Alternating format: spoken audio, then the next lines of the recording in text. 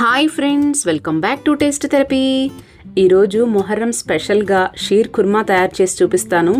నా కాలేజ్ డేస్లో నా ఫ్రెండ్ రిహానా నాకు నేర్పించింది. దాన్ని ఈరోజు మీకు చేసి చూపిద్దాం అనుకుంటున్నాను. ఇది చాలా క్రీమీగా టేస్టీగా ఉంటుంది. అలాగే దీన్ని చాలా సింపుల్గా కూడా తయారు చేసుకోవచ్చు. దీన్ని ఇప్పుడు ఎలా తయారు చేయాలో చూద్దామా? ముందుగా 1 లీటరు ఫుల్ క్రీమ్ మిల్క్ తీసుకున్నాను. అవైతేనే షీర్ కుర్మా టేస్టీగా వస్తుంది. అలాగే ఒక వెడల్పుగా ఉండే ఒక ప్యాన్ తీసుకొని స్టవ్ ఆన్ చేసి పెట్టుకున్నాను. ఈ లీటర్ పాలల్లో మనం 1 కప్పు మిల్క్ తీసేసి ప్యాన్లో పోసుకోవాలి. ఎందుకంటే మనం ముందుగానే కండెన్స్డ్ మిల్క్ తయారు చేసుకోవటానికి, ఈ కండెన్స్డ్ మిల్క్ని ముందుగానే తయారు చేసుకోవటం వల్ల మనం కోవా కానీ బయట నుంచి కొనకుండా ఎటువంటి కండెన్స్డ్ మిల్క్ పోయకుండానే ఈ షీర్ కుర్మా టేస్టీగా వస్తుంది.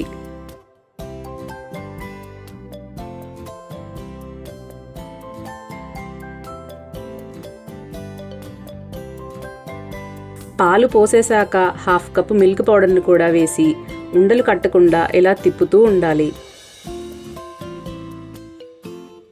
ఇలా కొంచెం క్రీమీగా తయారయ్యాక ఇప్పుడు 1/4 కప్పు షుగర్ వేస్తున్నాను. షుగర్ వేశాక క్రీమ్లో ఇలా బాగా మిక్స్ అయిపోయేలాగా తిప్పుకుంటూ ఉండాలి.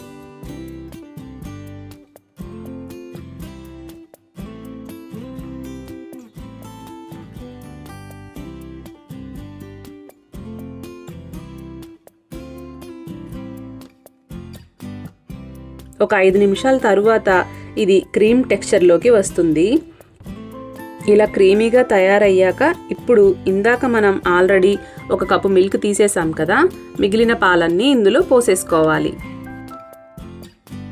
పాలు పోసాక బాగా కలిపేసుకుంటున్నాను. అలాగే పాలు కొంచెం సేపు మరిగాక ఇప్పుడు ఒక అరగంట ముందే నేను 8 ఎండు ఖర్జూరాలను వేడి నీటిలో పోసి నానపెట్టుకున్నాను. వీటిని ఇప్పుడు ఇందులో వేసేస్తున్నాను. ఈ ఎండు ఖర్జూరాలను వేశాక పాలు ఒక 5 నిమిషాల పాటు మరగనిద్దాం. ఈలోపు మనం డ్రై ఫ్రూట్స్ని ఫ్రై చేసుకుందాం. ఇంకో ప్యాన్ని పెట్టి 4 టేబుల్ స్పూన్ల నెయ్యిని వేశాను. నెయ్యి కొంచెం వేడయ్యాక బాదం, పిస్తా, ఎండు ద్రాక్ష, జీడిపప్పు ఇవన్నీ ఒక్కొక్కటి 2 టేబుల్ స్పూన్ల చొప్పున తీసుకున్నాను. అలాగే వీటిని కొంచెం సన్నగా కట్ చేసి వేసుకుంటున్నాను. వీటిని వేసుకున్నాక 1 నిమిషం పాటు ఫ్రై చేసుకొని గోల్డెన్ కలర్ వచ్చాక ప్లేట్లోకి తీసి పక్కన పెట్టుకుంటున్నాను.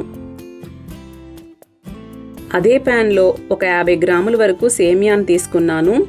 ఇవి నార్మల్ సేమియా కాదు, బ్రౌన్ కలర్లో చుట్టలుగా ఉంటాయి కదా, ఆ సేమియా. వీటిని చేత్తో నలిపేసుకుని అవి కూడా వేసేసుకోవాలి.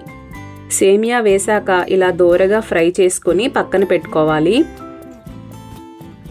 ఇప్పుడు పాలు చూద్దాం. చూడండి, పాలు కొంచెం బాగా మరిగాయి. ఇప్పుడు ఈ వేయించుకున్న సేమియాని పాలల్లో వేసేసుకోవాలి.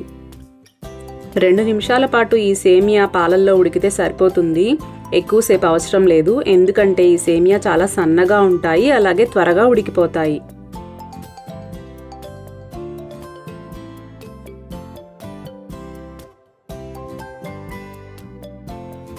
రెండు నిమిషాల తరువాత సేమియా కొంచెం ఉడికాక 1/2 కప్పు షుగర్ వేస్తున్నాను.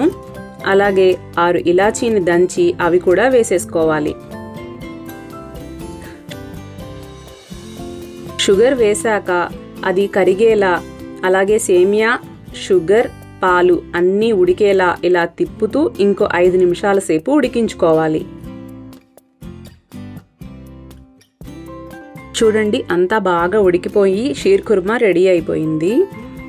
ఇక దించే ముందు ఫైనల్గా ముందుగానే మనం నెయ్యిలో డ్రై ఫ్రూట్స్ని వేయించి పెట్టుకున్నాం కదా, అవి యాడ్ చేస్తున్నాను.